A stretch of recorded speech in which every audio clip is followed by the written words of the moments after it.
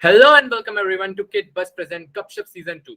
Today we have someone with us who boasts an amazing resume and is also a glowing example of how if you are determined, you can achieve anything. It's none other than Mr. Abhishek Raj. Abhishek, who is from non-CS branch, yet has received two full-time offers from two top-notch companies, Swiggy and Google. Abhishek, it's a pleasure to have you here. Yeah. Hi, Arjun. So, Abhishek, before we get into more serious questions, let's get to know you a little bit, the person behind the screen and the guy you are. Tell us a little bit about your hobbies. What do you do to blow off some steam from an extensive round of coding or do on your time off on a weekend? Okay, so previously I mostly used to do I played a lot of games like Rainbow Six Siege and all. And like after some time I was having burnout, like I had some eye problems, like painful eyes, and the screen time was a lot. So I ditched gaming and started gymming, and I have been gymming for around 6 to 7 months, and it is really good. And apart from that, I like to watch movies or series, and I write. Like you might have seen my LinkedIn, and I have been writing a lot since 2022. And yeah, I don't have anything type of hobby, but I do a lot of things, and I love a lot of things, and I would really love to do keep doing it. So yeah. So, what is your all-time favorite movie? What is it about and what makes you say so?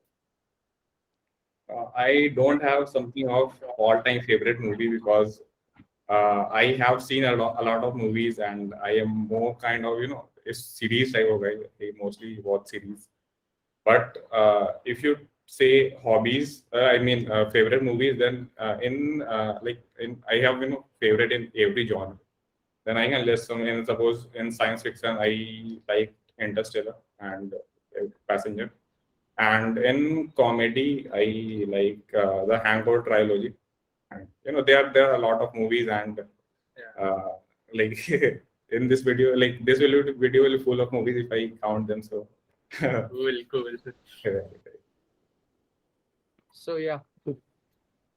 So, what other hobbies do you wish you could have picked up if you had time? Means something like that. I really love to do dancing, because right now if I go out with someone, then I'm really bad at dancing, and I had to do some bizarre moves. So I really pick up some dancing moves, and it will be really good for me in the future. So I would really love to do that. And I used to play football back in college days. Like I, not used to, but I played sometime. But like nowadays, I'm not playing anything. So I would really love to continue that. So That sounds really amazing, Abhishek. Because as soon as I heard you were a gamer, I mean, it's something that is very common in engineering colleges, right? People pick up the habit of gaming when they're in colleges, and then so do you things all? happen. So do you all guys play Rainbow Six or? I mean, I tried Uh, Rainbow Six. I didn't actually, it didn't really work out very well for me. I switched back over to CS:GO and Valorant for now, but I'll definitely give it another shot. Yeah. Sure. So, I haven't played yet that Rainbow Six. I haven't heard of it yet. oh my God, okay, you have a lot to learn, my friend. Yeah. Yeah, I guess I so. too haven't heard. All right. So now, as we know, you were doing a degree in the field of ECE, right? So how did you get started with coding, and what would you say was your main inspiration in the journey?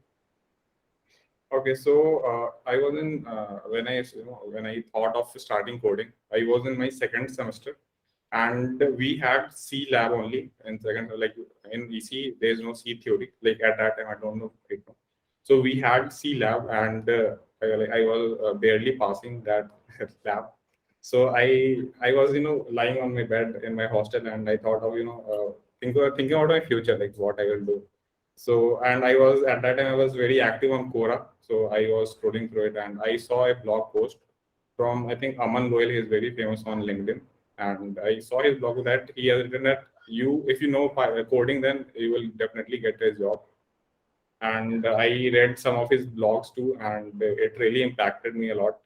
And at that time, I started learning Python, and I bought a Udemy course and then completed it in 3 to 4 days. And like it was giving me happiness when I was, if I was building something like building a website or simple STL or deploying it somewhere, then it was giving me happiness that my code is being live somewhere and anyone can use it. So that gave me inspiration to keep doing it constantly. Makes a lot of sense. Getting to know that you're actually making a difference in the world somewhere, helping someone out. Yes. Right.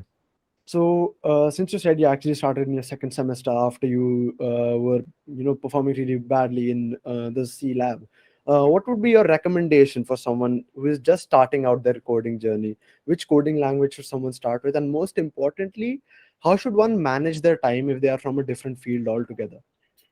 Okay, so suppose you are starting now. So what you have to do is you have to first start with any language. Like it should be any language, but not a meme language like Bhailang and there's called BF like brainfuck. So Yeah. you don't need to pick those languages. So just pick a normal language which is used by some companies and learn CS1 like basic DSA, because every company needs that. Without DSA, you are not a software engineer, because you will not be able to build anything if you don't know which algorithm will be fast, which will be slow. So you have to learn that first.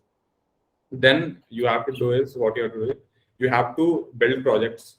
Either you have to build projects, either you have to keep doing CP or keep enhancing your profile, make lead code better, make code forces better, or you can contribute to open source, some big repos out there. And after that, suppose you are doing all this, then you have to simultaneously also put it on your social media sites like LinkedIn, Twitter, Instagram, pick any site and start posting that you are doing it and you are genuine. Because if someone opens your profile, then they can see that you have been doing this for a year, you are a genuine guy, and they can hire you. So it will be really helpful if you do all these things. I had a doubt, Makes a lot of Abhishek, Bhaiya. sense. Is there anything like if it is necessary to do DSA and algos for joining Mang companies, which is previously Fang, it's now changed to Mang after Facebook changed its name? So, see, there are two types of jobs in software engineering. One is backend, and other is like skill specific, like front end, Android, iOS, ML. So, if you want to join backend, then your DSS would be best of the best. Like there's no a discount in DSS. And Okay. if you are going for some other skill based like front end Android or anything, then you should know basics of the DSA, like how to work on array, how to work on linked list, how to work on like what is the hash map. Because in your day-to-day life, you will be using all those. Even if you are front-end developer or app developer, you should know algorithms like recursion or all the basic things should be there. Because without the basics, you won't be able to implement a simple like it is Yeah. easy if you want to just learn the basics, and the advanced thing is harder. Yeah. So, as you said, DSA is actually very important. So, while you were testing your own skills, you made a few projects of your own. So, what are a few of your projects that you are most proud of? Is it shortly the link shortener that you created, or the online code editor that you had advertised, or something completely different? Yeah, last year so there is this society in our college, DSC. So I was part of that team, like that society, and we had this Pan India hackathon DSC Wow last year. So I was contributing in that DSC Wow, and I was the co-organizer on the tech side, and I built its registration, backend and emailing system, because we were sending a lot of emails, like 1 or 2 lakhs email was sent in 3 days, and the referral program, because we were also following the referral system. So I think it was at that time, like last year, it was in, and I mean 2020 December. So it was one of the biggest projects for me at that time, and I learned a lot of things and I gained a lot of connection. So it was really helpful for me. Definitely sounds actually, it sounds very informative. Working on a project like yours, it would definitely enhance quite a few of your skills. Right. So, yep.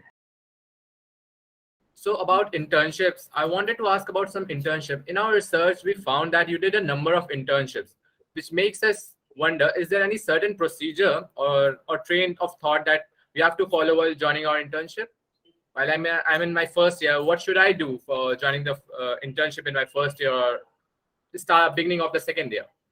Okay, so first thing you have to do is you have to build your basic coding skill, and if you have a coding profile like LinkedIn, GitHub, Twitter, and if you have been quite frequent on that site, then it will be really helpful for you.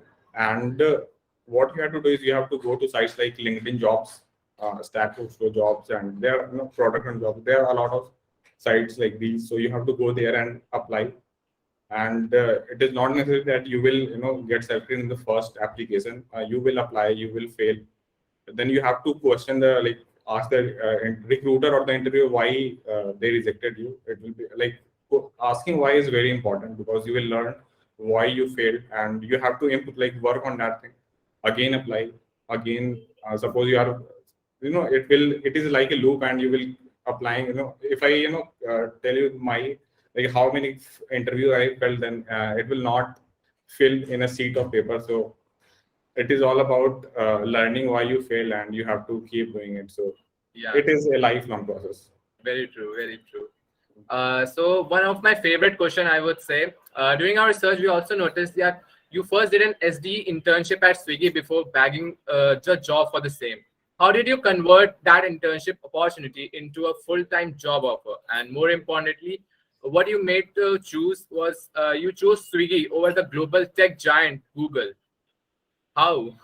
Okay, so first answering the internship part, like how I got converted. So suppose you get into an organization, then what matters is your communication skill. Like if you get into an organization, then your technical skill will be already there, because that's how you get in the company.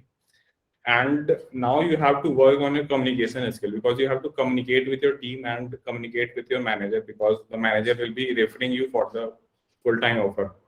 So you have to convince your manager that you are the person which they can trust, and you have to build the trust. And you just it is like selling yourself to the manager that you can do it. Like you must have seen some salesmen that they try to sell you. So similarly, you have to sell yourself that I can do this work, and I am the perfect candidate. So it is a sales job kind of thing. Okay. So Abhishek, how did you improve your communication skill? Were you very good at those communication skills beforehand? No. I was pretty I was I didn't have any I had social life, but I was not good at it. So I used to watch YouTube videos how to talk, how to. But I started a YouTube channel back then, like 1.5 years later, and I tried to I used to make videos not for other person. I used to make videos for myself that will improve my communication skill. And I tried contacting, like if there's a team meeting, then I would try to talk with everyone, everyone out there, like as much as possible. So just talk to some other people, just ask some basic question, and start the conversation, and it will be good for you. And just keep doing it. It will be, your communication skill will be better. And you have to learn some convincing things. So you have to you can read some books. There are some good books like How to Win Friends and Influence People. Yeah. And yeah, there are a lot of books. So just Google it and just read it. You will learn a lot of things. So reading is also very important. And I have another question for you. Since our midterms are approaching, I had a doubt. How did you manage all your CS fundamentals and with all those midterm exams, which are not, I heard that it's not that important for our career, but how did you manage all those? See, I started reading, like I already told that I was quite active on Quora back then, and I used to read a lot of blogs. I was quite frequent on Medium, and I started reading blogs like 4 to 5 blogs each day. And suppose if I'm reading 5 blogs, then it might be that 2 to 3 blogs would be from the tech side, and after reading 2 to 3 blogs in the tech side, like mostly on CS things, I learned a lot of things from the blogs and watching videos on YouTube. So I think all those are from my reading habit. And one question you also asked in the back, like the previous question, that why did I choose Swiggy over Google? Yeah, okay. So there are 3 things which suppose when you are deciding about the job that you want to take, there are 3 things you have to pick. The first one is money, and then the second one is the big company, I think fame it would be, and the third one is learning. So talking about the first one, money. So Swiggy is also a good big company in India, like a big tech in India, like Google in the world. So Swiggy also pays quite well. So money was not the factor here. And the second thing is fame. So 5 years down the line, I would like to start on work on my own product. So what happens is, suppose you work at some big tech, they have around 1 to 2 lakh employees. So you will be assigned a task, and you have to work on that task only, and you will learn, but mostly on the task you are working on. But suppose we have a small team here in Swiggy, and I get to talk to a lot of people here. Like I talk to product manager, how to build products, how to I talk to business guy, I talk to the strategy people. I talk to my manager that I want to work on backend. I am currently working on. I joined as front-end developer, but I'm currently working in the backend side. So I also working, and I also do front end. So if you are working in a small company, then you will definitely learn a lot of things. So if you have planned something in the future that you want to get into a startup world, then you should definitely work for a startup. It will be really helpful for you. You will make a lot of connection, which is possible in the big techs, but and the learning will be a lot better in the startup companies. Okay. So Abhishek, is there any suggestions for those who are currently learning front-end development? Yeah. So first of all, build some basic, learn some basic DSA, like array link. Learn it is already important, because without in my Swiggy interview, they asked me questions based on hash map and recursion, and it was not advanced like DP or backtracking level of thing, but there were some DSA questions. So learn it, then start working on some projects, or I'm specifically talking about front end only, not back end. So build projects. It will be real unique projects, not very many people make clones. You can build clones, but the uniquer the better. And you can also do open source. So open source, there are some quite popular repos out there. So there is this Node.js repo. So go out there, check their issues, and solve the tickets and try to solve it, because you will not be able to do it in the first try, but try to solve it and continue the open source journey. Try to get into GSOC. GSOC is really helpful. It will change your career if you get into GSOC. So, Okay. yeah. And there are some sites like bigfrontend.dev. You can solve some front-end questions there. There is this site called Learner's Bucket by Prasant. That site is, they have a lot of questions about interview experience on front-end, and what type of question you should prepare for your interview, and all sorts of front-end related questions. You can, I will put send you all the links if you want to put in the YouTube link. Oh yes, for sure. So I would ask, as the job you are currently doing at Swiggy was an off-campus placement, please guide us through the process of the offer that you got. I mean, how did you get into contact with the company, and which of your skills impressed them the most? Okay, so I was quite active on LinkedIn previous year, in 20, I'm too active, but back then I was also active. So I was just scrolling through my feed and I saw someone that Swiggy is hiring interns for these roles. So like I used to apply a lot for a lot of companies. Like I at that time I had applied for 100 or 200 companies. So I too applied here and I didn't think about that I will get any email also. But I received an email that there will be a hacker rank test.